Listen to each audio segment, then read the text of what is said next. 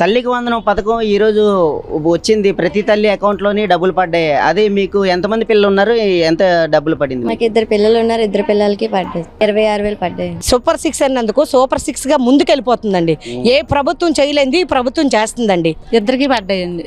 చాలా సంతోషంగా ఉన్నామండి. గత చంద్రబాబు నాయుడు పాలనలో అప్పుడు ఎంత బాగుందో, ఆ తర్వాత వైసీపీ పార్టీ వచ్చిన తర్వాత మనం చాలా బాధలు పడ్డాం. అది ఇప్పుడు చూసుకుంటే సార్ మన గురించి ఆలోచించి మన పిల్లల భవిష్యత్తు చూసారంటే మన భవిష్యత్తు కూడా బంగారమయంగా ఉంటుందని మేము ఫీల్ అవుతున్నామండి. చాలా ఆనందంగా ఫీల్ అవుతున్నామండి. మా పని చేసుకున్న వాళ్ళ పిల్లలకి చదువు కోసం ఉపయోగిస్తుంది ఈ రోజుల్లో చాలా ఆనందంగా ఫీల్ అవుతున్నాం. ఒక బాబుకి వచ్చేది ఇప్పుడు 2 పిల్లలకు వస్తుంది, హ్యాపీగా ఫీల్ అవుతాం సార్. హ్యాపీగా ఉంటాం కదండి, డబ్బులు పెడితే ఆనందం కదా.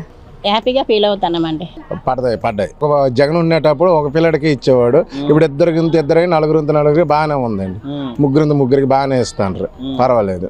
డబ్బులు పడ్డది, ఆనందంగా ఉన్నాము.